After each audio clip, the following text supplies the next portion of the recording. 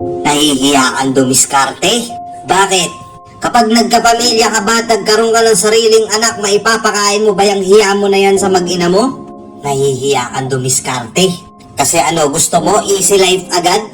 Gusto mo haya-haya agad ang buhay? Walang ganun. May mga taong ganyan eh. Bida sa kayabangan pero takot magbanat ng buto. Nahihiyang makipagbanatan ng buto. Diba? May kilala kayong ganito? Nakakala mo kung sino magyabang sa social media, flex ng kung ano-ano, hindi naman niya pinaghirapan, pero pag pinagtrabaho mo, ayaw. May kilala akong ganyan eh. Yung iba pinag-aaral. Pagdating sa walang kakwenta-kwentang bagay, magaling. Bili dito, bili doon. Wala nang natitirang pera na itatabi para sa pangangailangan ng pag-aaral niya. Yung iniipon niyang baon sa bisyo na pupunta. Sa gala ng tropahan. Sa pakikipagyabangan niya sa mga kaklase niya. Ngayon sisisihin niya yung magulang niya. Hindi ako papasok kasi ito lang yung pera ko eh. Hindi kasya to sa school. Hindi na lang ako papasok. Pamasahe lang yung dala ko eh. Ayoko magbaon ng kanin. Nakakahiya sa mga kaklase ko, sila kakain sa labas tapos ako may dala akong baunan. Di na uy. Ngayon sasabihin ng magulang niya, anak, pasensya na, ito pa lang yung kaya natin. Kaya ko lang kayong itawid sa pag-aaral. Alam ko malaki-laki yung gastusin dahil dyan sa gusto mong kurso. Gumagawa ako ng paraan para kahit papano maibigay yung pangangailangan mo. Pero hindi pwede sa'yo yung ganun. Ikaw pa galit. Alam mo sa sarili mong hindi ganun kayaman yung magulang mo, mahirap lang kayo. Pero gusto mong sumabay sa mga mayayamang kaklase mo. Tapos pag wala kang pera, di ka papasok? Patay tayo dyan. Idadahilan mo yon? May pa yung iba dito na mga nakapagtapos sila na nag-working student sila. Hindi naging hadlang sa kanila yung kakulangan ng pera. Gumawa sila ng paraan. Dumiskarte dito, nagtinda-tinda. Yung iba nagtrabaho sa fast food. Kasi gusto nilang makatapos eh. Nagpupursige sila.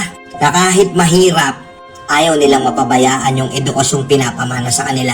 Tinutulungan nila yung magulang nila. Na oo, si magulang ang gagastos sa tuition, matrikula, pero kahit papano yung mga pangangailangan mo, ikaw na didiskarte mag-isa. Kaya proud na proud ako dyan sa mga batang ganyan. Pero yung iba hindi. Sobrang titigas ng mukha, no? O sige, tatanungin na lang kita. Sumagot ka ng totoo. Nakakahiya dumiskarte? Ano ba mas nakakahiya? Dumiskarte o walang diskarte at pabigat? Pili ka lang dun sa dalawa. Di ka na lang didiskarte. Baka mapahiya ka sa mga taong nakapalibot sa'yo kasi ganun lang yung ginagawa mong pagkakakitaan. Kaya mas pipiliin mo na lang maging pabigat. Nakasandal. Okay na sa'yo yun, no? Ayaw mo mapahiya sa ibang tao eh. Pero di ba mas nakakahiya kung pabigat ka? Oo, para sa'yo itong mga sinasabi ko na to, kainin mo to lahat. Baka sakaling bumukas yung isip mo. Ma-realize mo na, oo nga no, nakakahiya naman sa magulang ko. Nakakahiya naman sa asawa ko. Ilang araw na ako nakatenga. Puro lang ako inom, puro lang ako bisyo. Wala na ako nagiging ambag sa mundong to. Siguro baka panahon na para dumiskarte ako. Yung iba kasi porket di na nakatapos, pinanghihinaan na ng loob, ayaw na dumiskarte. Natatakot na baka yun lang yung kitain. At least may kinikita.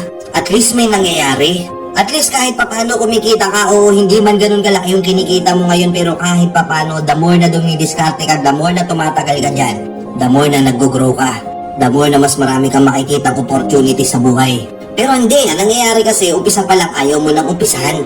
Tamad ka kasi. Batugan. Tinalo ka pa ng mga nagbebenta ng basahan at sampagita dyan sa kalsada.